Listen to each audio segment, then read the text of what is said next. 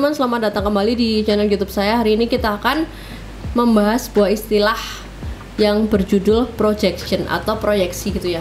Ini proyeksi ini tuh nggak sesederhana kayak proyeksi proyektor gitu ya. Nah, tapi memang ya adalah sedikit banyak mirip gitu ya. Jadi ketika kita melakukan sesuatu yang buruk kepada orang lain, terus kita kayak memuntahkan sesuai yang kita negatif yang kita rasain itu, bahwa lebih baik ini punyanya orang lain gitu ya. Jadi kayak menuduh orang lain yang negatifnya gitu ya, memproyeksikan, membuat orang lain jadi yang negatif, padahal itu yang kita muntahin ke dia gitu ya.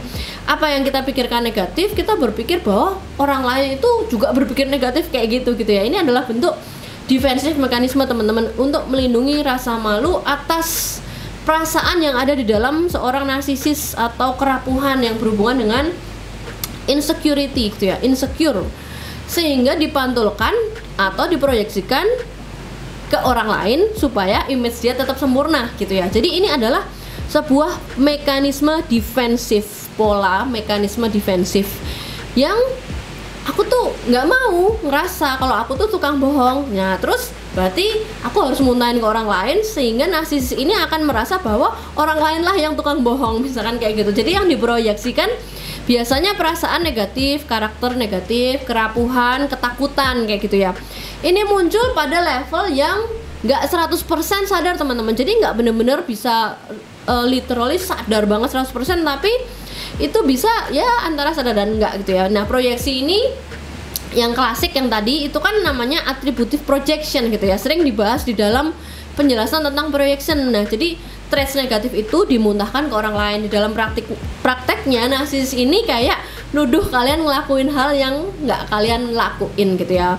Jadi kayak peribahasanya tuh gajah di pelupuk mata nggak kelihatan, tapi kuman di seberang lautan tampak. Lah yaitu ini gitu. Nah, tapi ada sebenarnya satu lagi projection yang namanya complementary. Nah, itu kayak ngerasa kita tuh misalkan seorang narsis ini kagum ke seseorang gitu ya, kagum ke seseorang dan dia ngerasa itu keren banget. Nah, terus jadi dia ngerasa kayak dia tuh kayak orang itu gitu. Misalnya lagi jalan, seorang narsis ini kayak ngerasa wah keren banget, validasi, butuh kayak pride gitu ya. Nah, dia ngerasa bahwa nih gua nih sekeren dan secakep dan oke banget deh kayak orang lain yang dia kagumi itu, diproyeksikan ke dirinya sendiri ketika itu adalah hal yang menurut dia keren.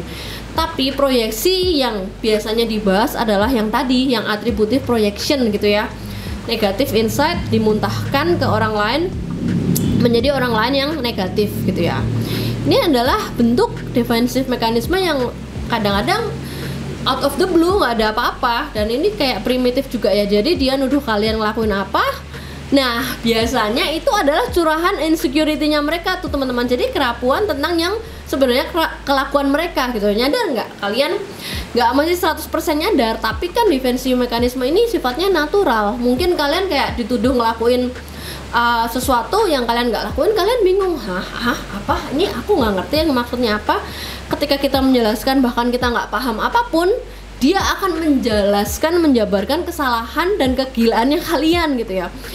Memang projection ini jadi kayak bocoran, kayak informasi tambahan narsisis projecting yang nggak dia nyaman gitu ya. Jadi diproyeksiin ke kita. Kalian coba deh lihat kalau saat berdebat, coba deh pause bentar, perhatiin gitu ya, reflect yang mereka tuduhin ke kalian. Nah, hanya itu tuh mereka gitu sebenarnya. Jadi kayak cuman buka kartu sendiri gitu ya. Jadi kayak ada inner data dari inner world-nya mereka yang dimuntahin ke kalian. Mereka tuh bilang kalau lu tuh lagi marah ya sama aku, mungkin padahal kita lagi biasa aja atau nggak marah. Kenapa? Nah, berarti mereka lagi marah gitu ya. Itu namanya projection. Kamu kok cemburuan banget sih? Masa kayak gitu aja kamu marah, kamu gitu aja ngediemin aku, padahal kita lagi biasa aja.